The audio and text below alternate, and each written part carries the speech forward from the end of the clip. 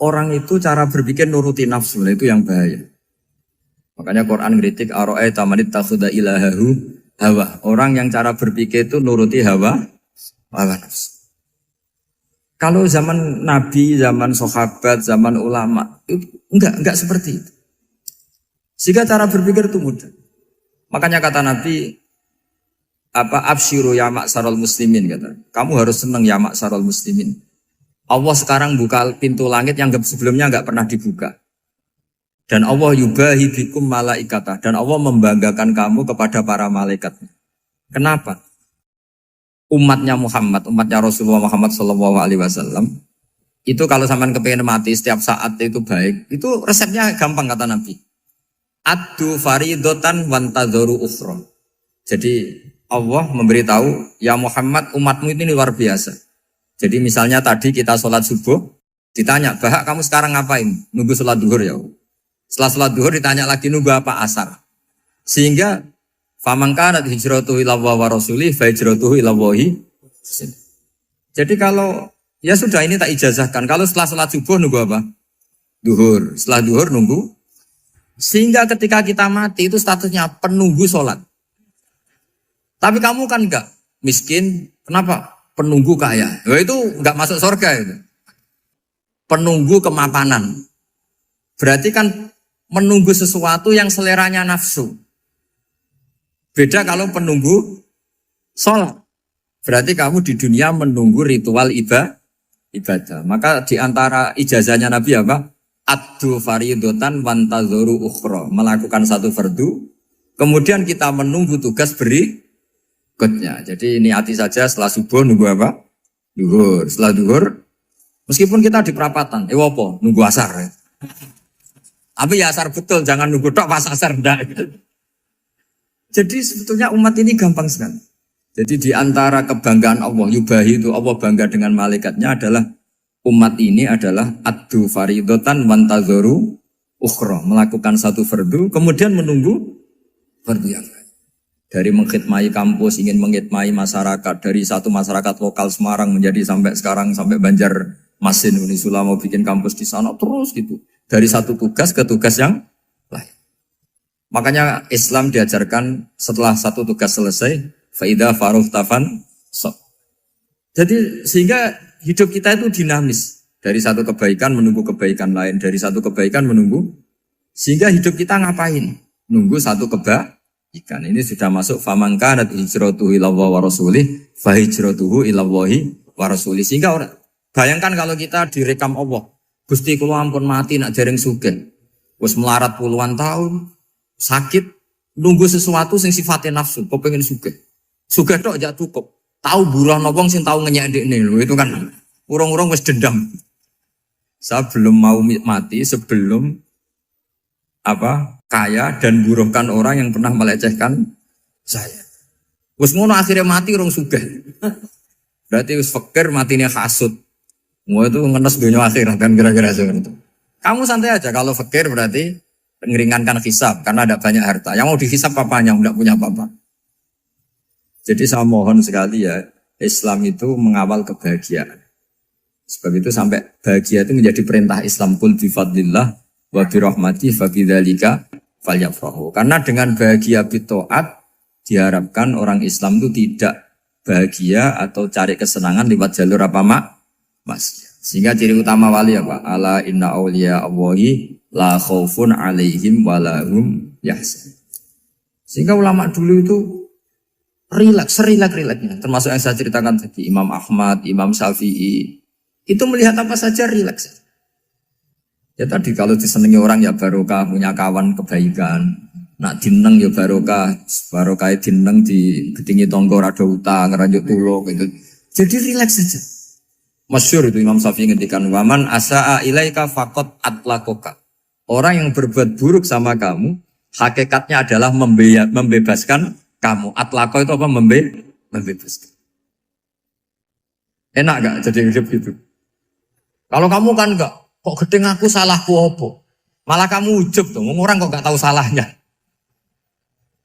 Kamu jadi suami, istrinya ngomel, kurang apa saya sebagai suami? Ya kurang banyak, enggak ganteng, enggak kaya, enggak ini. Malah kalau diterangkan malah parah toh. Ya sudah rileks saja. Kalau dia ngomel ya tadi, alhamdulillah dapat pahala tanpa apa? Biaya. Terus ngomel kan butuh energi, paling yang tidak kuat 3 jam. Nanti juga berhenti apa? Terus ambil nilai positifnya. Misalnya ngomel sama suaminya, bagus lah. Kalau ngomel sama tetangga malah kayak apa gitu aja udah. Jadi ulama dulu itu gampang sekali melihat melihat hidup. Rasulullah ya gitu, melihat hidup tuh gampang saja. Ketika tanya, ya Aisyah apa ada sarapan? Tidak ada ya Rasulullah, ya sudah saya tak puasa. Jadi enteng saja. Kadang-kadang beliau ingin puasa, ya puasa sunat, ada sarapan nggak jadi puasa. Rileks. Nabi itu rileks. Kalau ngajari kebaikan juga rileks. Nah sekarang itu banyak orang yang karena mungkin kurang baca, Islam itu kayak menjadi aturan yang bengis, yang repot, yang mengekang. Itu tidak seperti itu. Yuridu wa bikumul yusra wala yuridu bikumul usra. Allah menghendaki agama ini mudah. Sehingga ada sahabat di Imami Mu'ad itu baca Baqarah. Sahabat ini pekerja petani. Mufarokoh ditinggal. Ketika Mu'ad lapor, ya Rasulullah ini ada orang munafik. Tengah-tengah sholat mufarokoh saya ditinggal. Yang disalahin itu tidak yang ninggal tapi Mu'ad. Afattanun anta ya Mu'ad. Kami itu tukang fitnah. Masa ngimami petani pakai surat Baqarah? Jadi yang disalahkan ini imamnya. Kalau kamu jadi imam, sholatnya ya yang cepat. Makanya terus banyak orang kecepatan karena tadi. Jadi Nabi itu enteng sekali. Jadi apa ya? Nabi itu beda dengan yang kita bayangkan beda. Nabi pernah ngaji di masjid, kemudian ada tetangga lewat pakai cangkul ke kebun. Semua sahabat gerutu. Ini orang tidak benar. Ada Nabi ngaji ditinggal saja ke kebun, tidak ikut ngaji. Jawabannya Nabi tidak. Itu bagus itu ikut sunnah saya. Kenapa ya Rasulullah? Dia kerjanya nyari halal. Dan untuk menghidupi keluarganya itu juga ajaran saya. Sehingga yang ngaji ya ajarannya Nabi, yang enggak ngaji karena kerja mencukupi keluarga juga ajarannya Nabi. Segampang itu. Oh, kalau kayaknya kamu kan, wes gak roh akhlak kan gitu. Nabi rileks saja Nabi. Sampai bisa lihat itu di bab Fadhailul Kasbi. Makanya ini penting sekali supaya orang itu berpikir Islam atau mendakwakan Islam itu berdasar sanad ya yang muttasil yang pernah dilakukan Rasulullah SAW. Sesuatu yang dilarang Allah itu pasti madharat. Maka untuk melarang seseorang bergantung sama narkoba misalnya atau hal-hal yang bahaya pada fisik, itu satu tentu bagi ahlullah, tentu karena takut Allah. Tapi banyak masyarakat yang memang benar-benar bisa meninggalkan narkoba karena efek buruknya ganja. Bahwa itu mengakibatkan sakau, mengakibatkan tidak sadarkan diri, mengakibatkan kebangkrutan ekonomi macam-macam. Sehingga mereka benar-benar benci sama yang namanya narkoba. Jadi di antara manhajul Quran itu kalau mentakbih, memburuk-burukkan maksiat itu mesti dikritik innahu kana fahisyah. Innahu kana fahisyata wa maqta wa sa'a sabila. Innahu kana fahisyata wa sa'a sabila. Diulang beberapa kali. Sehingga dibutuhkan kecakapan untuk menganggap satu hal yang buruk itu fahsyah, sesuatu yang enggak rasional, sesuatu yang tidak positif, sesuatu yang pasti berdampak negatif. Sehingga kalau misalnya tadi dibacakan oleh Qori, kuntum khaira ummatin ukhrijat linnasi ta'muruna bil ma'ruf wa tanhauna 'anil munkar. Untuk berhenti dari kemungkaran itu satu takbihun litil kal mungkar atau litil kal mungkarat, bahwa mungkarat itu kita cap, kita stigmasi bahwa itu buruk sekali. Seperti Nabi mengajarkan pemuda tadi, masa kamu suka ibu kamu digitukin lelaki lain, putri kamu, bule kamu, bude kamu, sehingga orang ini pikirannya termindset betapa buruknya zina. Sama seperti kita sukses memindset betapa buruknya narkoba, betapa buruknya bahan-bahan terlarang. Begitu juga seterusnya terus pengkhianat dan sebagainya. Tapi problem manusia adalah dia itu akan mencari kebahagiaan atau kesenangan sesaat. Maka caranya gimana? Keinginan senang lewat maksiat ini dilawan dengan nyaman dengan taat. Saya ulang lagi, nyaman dengan taat. Sehingga ulama dulu punya kalimatul munajat, artinya kalimat hubungan pribadi sama Allah yang menjadikan orang itu nyaman. Dan ini yang diajarkan kitab-kitab tasawuf. Kitab tasawuf itu sukses mengajarkan melihat alam raya ini semuanya nyaman, termasuk yang mengecewakan. Itu dianggap nyaman. Saya berkali-kali mengajarkan ilmu ini karena ini musalsal ila Rasulillah SAW. Itu pernah suatu saat Imam Ahmad itu dipanggil sama tetangganya, anak muda. Tentu Imam Ahmad ini orang yang sangat soleh, sangat waroi, sangat tunduk sama perintahnya Allah dan Rasul. Pemuda tadi manggil, ya Ahmad, datang ke rumah saya. Imam Ahmad datang. Setelah sampai ke pemuda tadi, sudah pulang lagi, saya tidak butuh kamu. Pulang lagi. Setelah sampai rumah dipanggil lagi, ya Ahmad, datang lagi. Datang lagi. Oh, saya tidak jadi butuh, pulang lagi. Sampai 3 kali. Dan itu perangai ekspresi Imam Ahmad itu atau ulama lain yang sesoleh beliau itu nyaman, indah. Beliau tetap senyum-senyum nyaman. Beliau tidak tersinggung, tidak terprovokasi, pokoknya tidak tersinggung, kelihatan nyaman. Lama-lama pemuda ini terus tanya, ya Ahmad, kamu saya perlakukan seperti ini kok tidak tersinggung? Kamu senyum-senyum saja, happy-happy saja. Jawabnya Imam Ahmad itu unik. Wahai pemuda, saya kamu panggil itu senang sekali. Karena kata Nabi, kalau kamu iman dengan Allah dan Rasul, maka hormatilah tetangga. Jadi saya senang. Karena nuruti perintah Allah untuk menghormati tetangga. Jadi tidak ada urusannya dengan kamu. Kagetnya kayak apa? Jadi dipanggil tetangga ya senang karena melakukan perintahnya Allah dan Rasul, yaitu ikramul jar, fal yukrim jarum. Disuruh pulang, kamu ingin saya pulang, ya saya pulang. Disuruh datang, ya saya datang. Jadi saya tidak tersinggung, saya tidak ada urusan dengan kamu. Urusan saya dengan Allah Subhanahu wa Ta'ala. Itu kalau bapak-bapak istrinya ngomel terus sabar itu ya bagus. Saya tidak punya urusan. Kalau kamu terprovokasi oleh istri, berarti kamu didikte oleh makhluk. Masa seorang rektor didikte makhluk? Kan tidak keren. Apalagi seorang Habib didikte makhluk, kan tidak keren. Yang bisa mendikte kita hanya Allah Subhanahu wa Ta'ala. Dan Allah mendikte kita, mengajarkan kita wa ashiruhunna bil ma'ruf fa in karihtuhunna fa asa an takrahu shay'an wa yaj'alallahu fihi khairan katsira. Jadi cara melihat istri kita bawel gitu atau cerewet, alhamdulillah ini ada pahala tanpa modal, cukup sabar. Kalau istri kamu sedang mesra, malah mintanya ke mall, malah biayanya tinggi. Murah mana? Dapat pahala dimarahin sama saat mesra minta ke mall. Milih yang pertama kan? Nah ya itu tidak usah modal. Ya gitu aja. Jadi kalau istri sedang marah, bawel, anggap saja ini rezeki. Dapat pahala tanpa apa? Biaya. Nah, kalau pas rukun malah nantang ke mall, biayanya malah tinggi. Jadi ulama dulu itu melihat dunia itu happy. Pernah Imam Syafi'i dikasih tahu, orang yang tadi nyium tangan kamu ya, itu di rumah menghujat Anda. Jadi dia sopan hanya di depan Anda, kalau di luar menghujat Anda. Jawabnya Imam Syafi'i lucu. Ya baguslah. Yang cerita ini kaget. Kenapa bagus ya Aba Abdillah? Kalau manggil Imam Syafi'i ya Aba Abdillah. Ya berarti saya masih wibawa, di depan saya tidak berani katanya. Jadi dipandang enteng saja. Jadi kalau kamu di depan kamu istri kamu tidak berani belanja, tidak ada kamu belanja banyak, anggap saja Anda wibawa.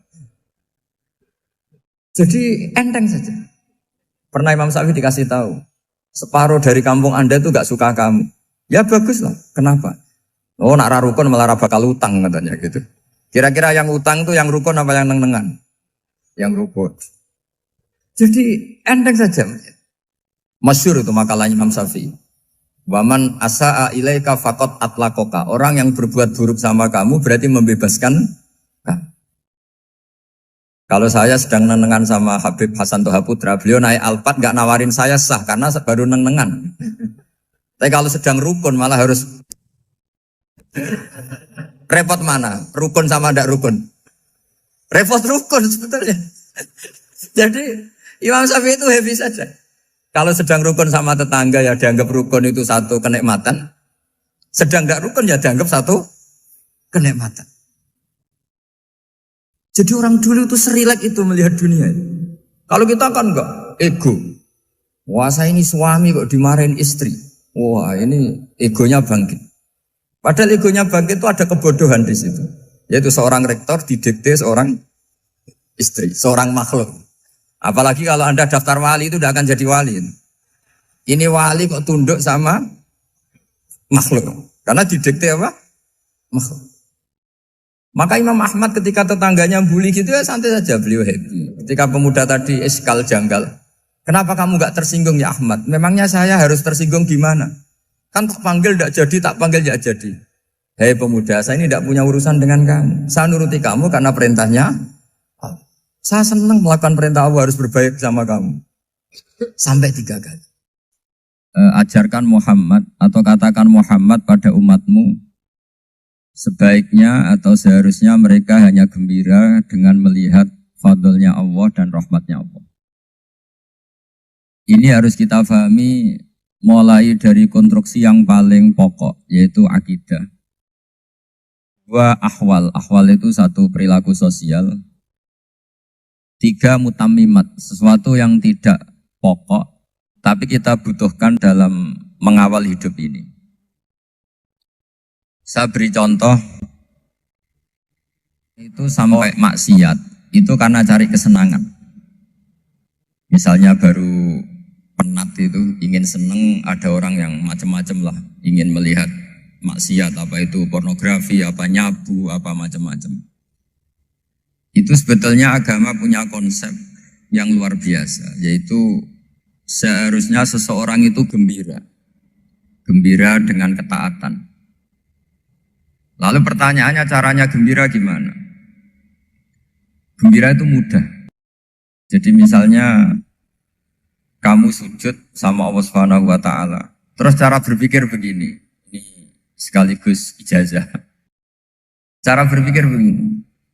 Ya Allah, ini kata Sayyidina Ali, kafani izzan an akuna laka abdan wa kafani fakhron an takuna li rabban. Ya Allah, betapa sialnya saya andaikan saya jadi budak dari makhluk yang sama. Misalnya sampean itu seorang kiai atau rektor atau doktor atau orang terpelajar, kemudian kamu jadi budak atau hamba dari makhluk yang setara. Betapa hinanya saya. Maka kata Sayyidina Ali, ya Allah saya ini cukup bahagia, cukup bangga karena jadi budak, jadi hamba dari zat yang super atau yang maha super. Jadi kok Allah Subhanahu wa ta'ala. Sehingga ada kebahagiaan yang luar biasa karena menjadi hambanya Allah Subhanahu wa ta'ala. Setelah bangga dengan jadi hambanya Allah, maka kita akan malu. Malu misalnya kok saya bahagia itu nunggu melihat pornografi, melihat maksiat. Itu terus menjadi malu. Kenapa saya bisa didikte oleh hal-hal seremeh itu? Ya, kita malu karena didikte oleh hal-hal yang seremeh itu. Karena kita didikte oleh nafsu. Jadi izzatun nafsi, satu harga diri seseorang itu harus dihidupkan untuk hanya tunduk kepada Allah Subhanahu wa ta'ala. Sehingga Nabi itu melatih satu logika tarkul ma'asi. Nabi itu dulu ketika ada seorang pemuda yang ya karena mungkin pemuda ya, dia itu mau masuk Islam, tapi uniknya kata pemuda tadi, saya masuk Islam tapi asal dibolehkan bebas zina. Jadi ini agak sableng gitu. Jadi mau masuk Islam syaratnya dibolehkan apa? Zina atau free sex gitu. Karena orangnya agak hiper. Itu Nabi tidak langsung mengancam dengan neraka enggak. Ketika mau pamit gitu semua sahabat melarang. Mah itu jangan, kamu jangan suan Nabi, itu permintaan yang nggak masuk akal. Setelah lama ditahan, terjadi kegaduhan di masjid, Nabi dengar, itu ada apa itu? Itu ada pemuda yang mau masuk Islam tapi yasta'dzinuhu fi zina. Tapi mereka minta izin Nabi untuk tetap boleh zina. Kata Nabi, pemuda itu suruh masuk, suruh menghadap saya. Ketika menghadap Nabi, saya ulang lagi ketika menghadap Nabi, Nabi mengajarinya itu luar biasa. Nabi tidak langsung mengancam dengan neraka atau dengan azab tunda. Tapi kata Nabi, atuhibbuhu li ummik. Kamu suka kalau ibu kamu tuh jadi demenannya orang banyak. Oh enggak ya Nabi, yang demen ibu saya tak bacok kan. Karena ini ya agak preman, di mana-mana orang nakal agak preman. Terus atuhibbuhu li bintik. Kamu suka kalau putri kamu ya digitukan orang-orang. Oh ya enggak Nabi, yang gitukan putri saya tak bacok. Atuhibbuhu li kholatik. Kamu suka kalau bule kamu digitukan.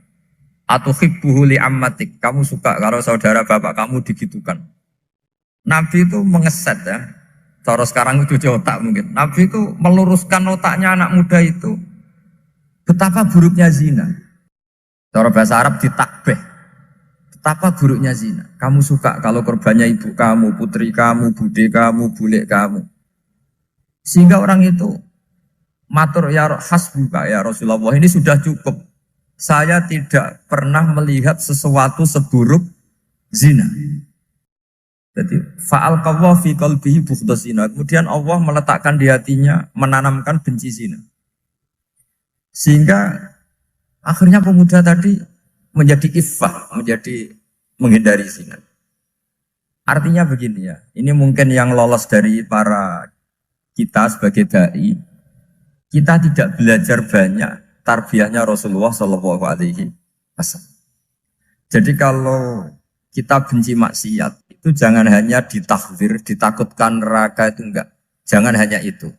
Tapi di logika. Jadi kalau kita menghindari maksiat, itu selain karena takut azab, itu ada logika. Ada rangkaian pikiran yang menjadikan kita anti satu perbuatan apa maksiat.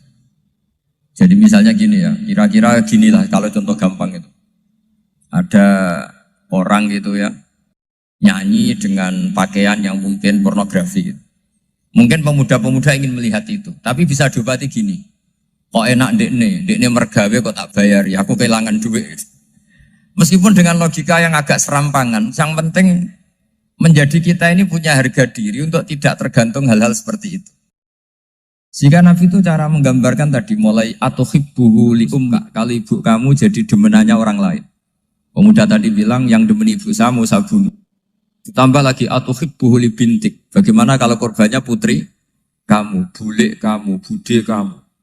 Sehingga terus si pemuda tadi betapa buruknya zina. Betapa murahnya zina. Akhirnya pemuda tadi al-qawwa fi qalbi bughdha zina. Terus kemudian pemuda tadi itu sangat membenci dengan apa? Berzina. Nah, pikiran-pikiran seperti ini harus kita tanamkan. Harus kita tanamkan supaya orang itu benci melakukan maksiat. Karena satu memang takut sukhtuwah, takut dibendu Allah atau dibenci Allah. Dua memang logika kita mengarahkan tidak maksiat. Saya beri contoh ya betapa pentingnya mindset ya, cara berpikir. Orang itu menjadi kikir itu karena nganggap hidup itu lama dan uang itu penting. Kalau zaman Nabi itu sederhana kalau melihat hidup ini. Pernah suatu saat Nabi itu punya jatah makan. Karena Nabi itu hidupnya juga pas-pasan. Jadi Nabi itu unik. Beliau di satu sisi kaya raya, bisa ngurmat Abu Hurairah, Ammar, Suhaib. Ashabu Sufa itu dirawat Nabi semua. Itu kan kaya, bisa ngerawat sekian orang. Tapi di sisi yang lain untuk pribadinya beliau miskin. Kadang nggak bisa makan hari itu. Tapi di saat yang sama bisa merawat Ahlus Sufa. Jadi keliru kalau orang hanya cerita Nabi itu miskin, untuk makan dirinya aja susah. Itu keliru. Kelirunya kalau tidak diteruskan, tapi Nabi mampu menghidupi Ahlus Sufa. Singkat cerita jatah makannya Nabi itu dikasihkan orang ketika Nabi tanya, ya Aisyah, makanan jatah saya di mana? Oh ya Rasulullah, tadi ada orang minta tak kasihkan, maka makanan itu habis. Apa kata Nabi? Kamu salah Aisyah. Yang kamu kasihkan itu justru yang masih. Ya yang kamu kasihkan itu justru yang masih. Sehingga Nabi menganggap, makanya Nabi terus ngendikan. Ya kalau mukhatabnya lelaki ya kira-kira begini. Wahallaka min malika illa ma akalta fa'afnaita walabista fa'ablaita. Terus hanya watasaddaqta fa'abqaita kata Nabi. Harta kamu ya kamu makan kemudian ke WC jadi kotoran atau punya pakaian mewah nanti rusak. Watasaddaqta fa'abqaita. Ada yang kamu sedekahkan yaitu yang abadi sampai akhir. Sehingga banyak pengusaha yang mencintai saya setelah tak ajari hadis itu. Misalnya punya uang 1 miliar karena dia spekulan atau pedagang rawan bangkrut, disedekahkan ke masjid 50 juta, yaitu yang abadi. Jadi kalau suatu saat bangkrut, dia masih punya uang 50 juta di akhirat. Jadi Nabi itu mengajari sedekah itu apa? Ya sedekah itu pengabadian uang. Kalau kita kan enggak, bilang sedekah itu nguras uang. Itu pikirannya setan, dan pikirannya orang Islam. Itu cara berpikir setan, bukan cara berpikir umat apa? Sehingga Sayyid Ali Zainal Abidin itu kalau ada orang minta, kemudian beliau ngasih, itu beliau bilang gini, marhaban biman hamala zati ilal akhirah. Matur nuwun nggih jenengan sembeto sangu kula nate. Jadi dianggap teller saja. Orang yang minta uang beliau itu dianggap tukang nyatet bank ini. Karena sudah ditabungkan. Ya sudah. Kalau kita kan enggak, wah pengemis tuh ganggu gini-gini. Kecuali pengemis profesi ya mungkin kita agak-agak enak. Karena zaman akhir itu ada pengemis apa? Profesi. Jadi repot. Terus tak beri contoh lagi kebahagiaan ketika kita milih Islam moderat. Islam kita diajarkan guru-guru kita, utamanya oleh guru kita Mbah Maimun. Saya juga sering ketemu beberapa ulama dunia, termasuk Habib Umar. Saya juga ikut sowan ke sini pas beliau sama Habib ini Hasan Toha Putra di sini sama orang-orang moderat. Itu cara berpikir juga luar biasa indah. Beliau pernah cerita ya, beberapa ulama lah, banyak yang cerita itu. Saya pernah diceritani seorang alim. Ketika ada orang ekstremis itu mau ngebom di tempat maksiat, kebetulan yang maksiat itu kebanyakan ya orang Islam, karena di negara yang mayoritas Islam. Ditanya sama Syekh Sa'rawi itu mufasir top di mana? Mesir. Ini mau tak habisin karena mereka orang Islam kok maksiat terus. Terus ditanya sama Imam Sa'rawi, laumatu ala khini ma'asihim aina masiruhum. Kalau mereka mati dalam keadaan maksiat, mereka kemana? Ya ilanar, mereka pasti masuk neraka. Terus ditanya sama Imam Sa'rawi, wahal masiruhum ilanar muradun nabi amlan. Punya umat maksiat kemudian mati masuk neraka, itu yang diinginkan Nabi apa enggak? Ya tidak aja. Ya sudah, enggak usah dibom, ditunggu tobatnya kata. Karena kalau mati dalam keadaan itu ke neraka dan itu tidak yang diinginkan Rasulullah Sallallahu Alaihi Wasallam. Terus ekstremis ini menjadi tobat, tidak berpikir ekstremis mas. Jadi orang itu harus berpikir mindset yang baik. Meskipun kadang berpikir baik itu ya agak-agak kacau. Ada seorang wali majdzub itu kalau berdoa agak kacau, tapi nggak bisa dibantah. Masyhur itu doa itu. Ini sekaligus ijazah, tapi kalau sebelum wali nggak boleh. Itu datang ke makamnya Rasulullah SAW. Terus doanya itu begini. Ya Allah, sekarang terserah engkau. Ya Allah, sekarang terserah engkau. Jika saya kamu jadikan orang soleh, jika saya engkau jadikan orang soleh, maka surra habibuk, maka kekasihmu ini senang. Yang susah musuhmu yaitu setan. Tapi kalau engkau menjadikan saya orang fasik, maka yang susah kekasihmu, yang senang musuhmu. Jangan punya dua pilihan itu. Wah itu kan doa tapi kayak teror itu. Ya jadi berdoa di Raudhah. Wah itu pasti mandi itu karena agak-agak maksa Tuhan itu. Ya Allah engkau punya dua pilihan. Jika saya jadi orang soleh, maka kekasihmu ini senang. Musuhmu yang susah yaitu setan. Tapi jika saya jadi orang fasik, maka musuhmu yang senang, kekasihmu yang susah. Mohon terserah jenengan, mau menyenangkan kekasihmu, apa menyenangkan musuhmu gitu. Kira-kira gimana? Kalau tertarik boleh doa itu dipraktekkan. Tapi kayaknya kalau copy paste itu gak keren, apa? Jadi dulu orang itu muamalah sama Allah dan Rasul itu rileks. Rileks itu nyaman karena ya tadi qul bi fadlillah wa bi rahmati fa bidzalika falyafrah. Sehingga Imam Izzuddin bin Abdissalam itu ngendikan innal ladzina yarmunal muhsanatil ghafilat. Di antara kebaikannya ibu-ibu atau mbak-mbak ini harus berstatus ghafilat. Perempuan-perempuan pelupa. Ghafilat itu pelupa.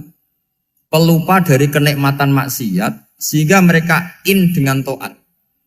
Misalnya ada ibu-ibu atau mbak-mbak atau juga bapak-bapak tahajud, kemudian nyaman dengan tahajud itu.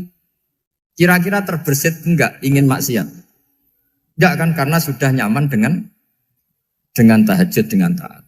Maka dibutuhkan kenyamanan dalam beribadah. Sebab itu ala bidzikrillahi tatmainnul qulub.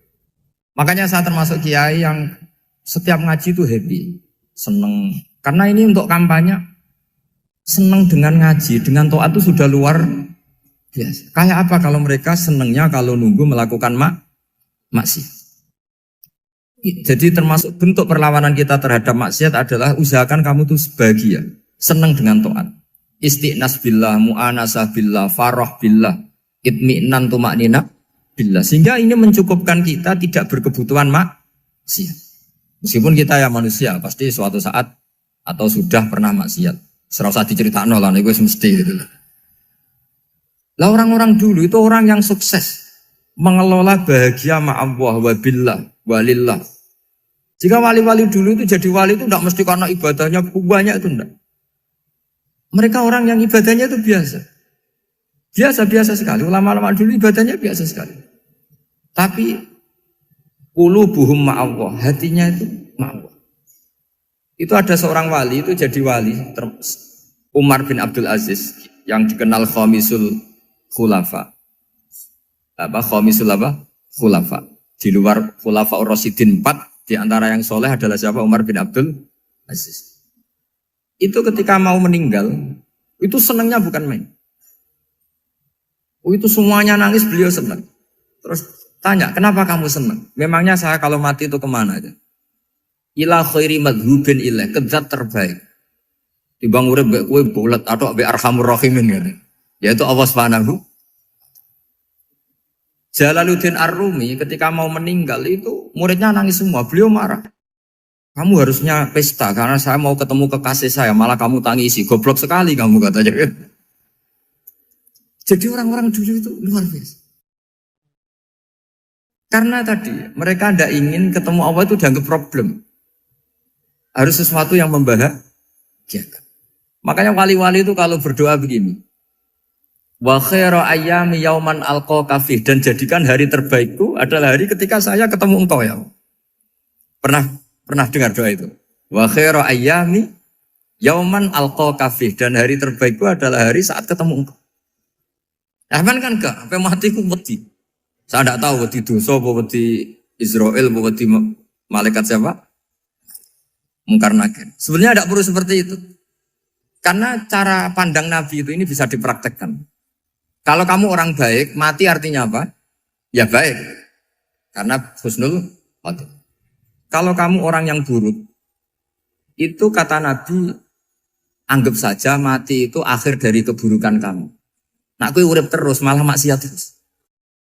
Maka Nabi itu kalau ngajari kita berdoa gini, Allah maj'alil hayata ziyadatan li fi kulli khairin wal mauta rohatan li min kulli syarri. Ya Allah, kalau saya hidup, ya anggap saja ziyadah fi kulli khairin, berpotensi nambahi kebaikan.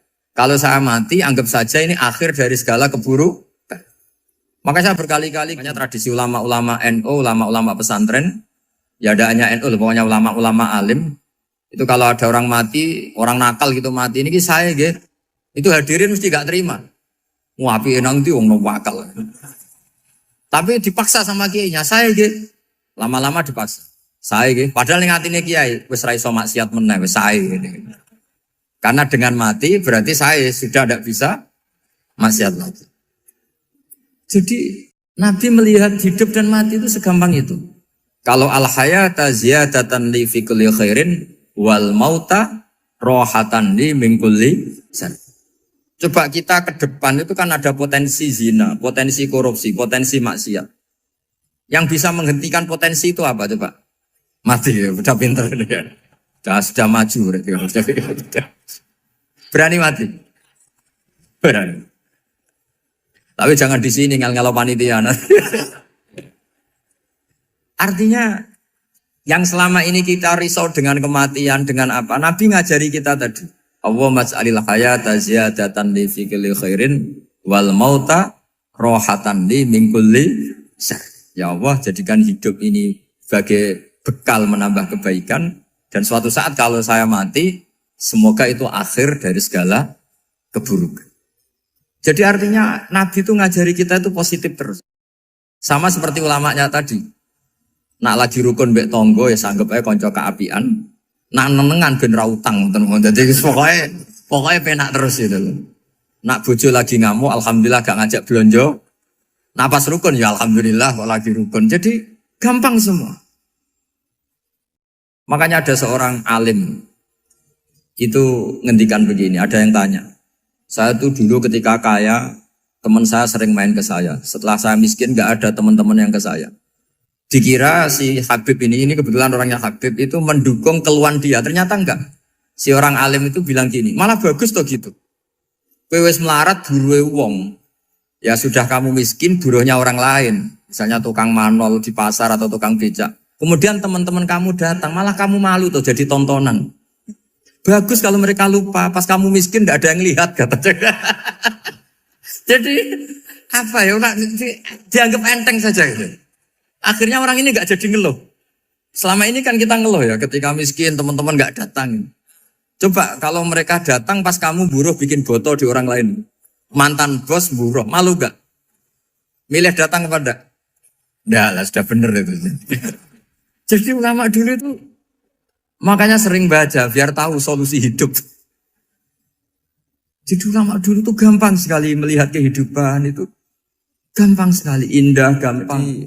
Kebahagiaan ini pula yang harus kita latih dalam melakukan ketaatan. Tapi memang obsesi saya terbesar atau cita-cita saya terbesar memang setiap ngaji saya ingin orang mukmin semuanya itu bahagia. Dengan bahagia itu mereka tidak neko-neko ingin mencari kebahagiaan lewat jalur apa maksiat. Sehingga dalam konstitusi ulama yang ditulis di kitab-kitab usul fikih, dan itu kitab yang saya kaji, selalu saya kaji, itu membela-bela sesuatu yang mubah itu sampai luar biasa.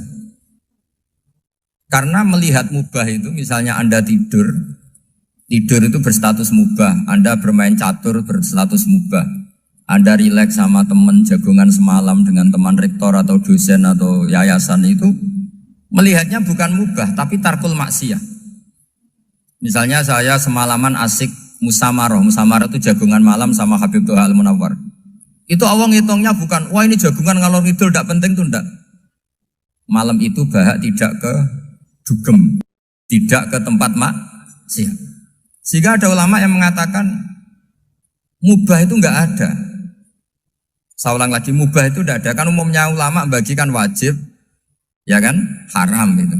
Terus diantaranya mubah, sunat, makruh. Ada ulama yang mengatakan mubah itu tidak ada. Kenapa? Logikanya begini, itsma min mubahin illa wa yatahaqqaqu bihi tarku haramimma. Karena tidak ada mubah yang Anda lakukan kecuali saat itu pasti ditinggalkannya sebuah keharaman. Misalnya Anda sedang jagungan sama istri di luar, di rumah, asik di rumah semalaman. Mungkin bahas hal-hal yang ringan. Mungkin melihat sinetron atau apalah yang ringan. Tapi di situ terjadi Anda meninggalkan ke tempat-tempat maksiat. Sekarang ninggal maksiat itu wajib apa mubah? Wajib. Padahal Anda sedang melakukan mubah. Nah itu dicatat oleh Allah itu tarkul haram, meninggalkan keharam. Jika masyhur dalam cerita wali-wali itu, Abu Yazid yang seperti itu ibadahnya pernah tanya, ya Allah lalu yang makomnya orang seperti saya siapa? Karena beliau semalaman ibadah terus. Sama Allah dijawab, ya yang tidur di pinggir kamu itu. Abu Yazid, lu kok bisa ya Allah? Dia kan tidur terus. Ya kan dia tidur berarti meninggalkan keharaman. Ngomong sing potongan tukang maksiat itu apik turu apik melek kira-kira. Apik turu. Timbang sama nak melek pola wis turu ae kira-kira gitu. Jadi gak usah dipaksa tahajud, dipaksa qiyamul lail itu. Iya kalau qiyamul lail. Kalau dapat informasi, kesini ikut saya, terus katut kan repot. Jadi perlawanan terhadap maksiat itu sebetulnya gampang dalam Islam. Karena tadi, gak ada sesuatu yang mubah kecuali saat dilakukan berakibat meninggalkan keharaman. Mudah sekali. Jika banyak orang jadi wali itu karena melakukan mubah. Itu ada orang jadi wali itu karena sering makan. Ya makan-makan biasa itu. Karena ketika makan, ya Allah, betapa doifnya saya. Katanya saya presiden, katanya saya rektor, saya kiai. Ternyata kalau nggak makan tuh lemes. Apa hebatnya makhluk yang bergantung makhluk yang lain, yaitu makanan. Nah karena seperti itu terus dia al-laja ilallah, terus dia sungkeman ning Allah. Betapa lemahnya saya. Sebab itu ketika Quran mengkritik dan dengan tanda kutip kemungkinan Tuhannya Isa bin Maryam, itu ngeritiknya sederhana Quran itu. Mal masih ibnu Maryam illa rasul qad khalas min qablihir rusul wa ummuhu siddiqah kana yaqulanit ta'am. Isa itu tidak Tuhan, wong dia makan. Kamu kebayang nggak misalnya punya Tuhan, wah tadi Tuhan mampir ke rumah saya, dia lemes. Setelah tak kasih makan sehat lagi gitu. Itu kan nggak kebayang. Tapi Tuhan marung di rumah saya, lemes tak gratisin, kayaknya tidak punya uang gitu. Setelah makan, wah gairah lagi. Kebayang nggak punya Tuhan seperti itu. Sehingga Quran kalau gojlok sederhana, karena yakulanit ta'am. Sehingga wali-wali itu kalau makan itu sadar lemahnya dirinya, betapa dirinya tergantung makanan. Sesuatu yang tergantung itu artinya tidak hebat, tidak Tuhan. Jadi untuk menjadi wali, untuk menjadi dapat ridhonya Allah itu sebenarnya sederhana. Termasuk ada cara jadi wali yang agak kacau, tapi ini ya benar, asal niatnya benar. Misalnya Unisula besar, ya kurang besar lagi. Kita sudah punya uang, kurang banyak uang lagi. Itu Nabi Ayub. Itu kan seorang nabi. Pernah diuji Allah, ini ada di Sahih Bukhari. Nanti kamu tanya, hadisnya Sahih enggak? Ini ada di Sahih Bukhari. Kadang orang kota itu aneh. Enggak ahli hadis tapi tanya, Sahih enggak? Padahal andai kan dibodohi Sahih, ya ngandel saja. Jadi kadang ya aneh. Oh enggak tahu kok tanya.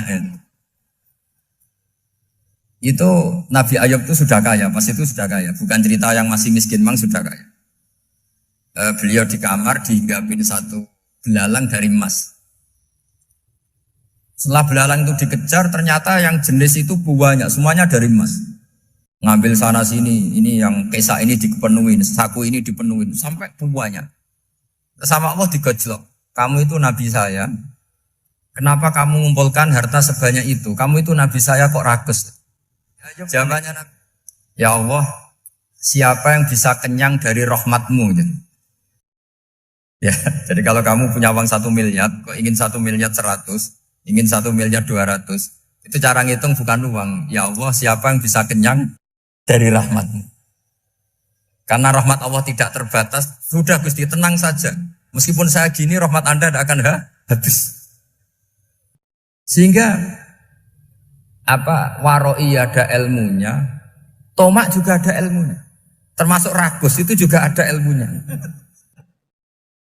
Misalnya begini, ini contoh rakus yang ada ilmunya begini. Ini saya beri contoh.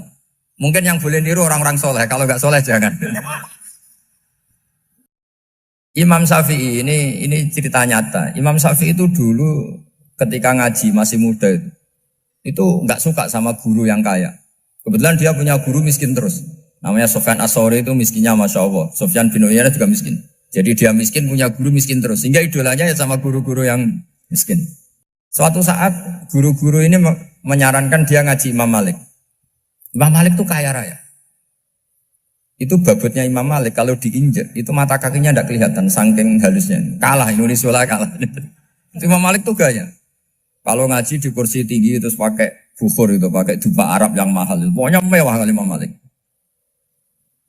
Terus dia mulai ini kiai kok kaya. Kemudian setelah beliau alim tanya, saya harus ngaji siapa setelah ilmu jenengan habis kira-kira gitu. Kata Imam Malik, sudah kamu tidak usah perlu ngaji saya, kamu sudah alim alama. Terus Imam Malik datang ke Baki. Zaman itu Baki itu semacam kayak rentalan ya, semacam Grab lah kalau dulu itu. Mana kafilah yang mau ke Irak? Ya sudah terus, oh kita mau ke Irak. Ini antar ke Muhammad bin Hasan As-Syaibani. Itu dibiayai sama Imam Malik. Grabnya ya dibayarin, itu kafilahnya itu ya dibayarin. Imam Syafi'i disangoni surrotan min dhahabin. Jadi satu kepes uang dikasihkan. Itu pernah tak hitung semurah-murahnya itu sekitar 60 juta. Imam Syafi'i mulai mikir, kiai yang saya kritik lomo, sing kiai miskin tak puji, gak pernah ngamal kan, tentu orang miskin.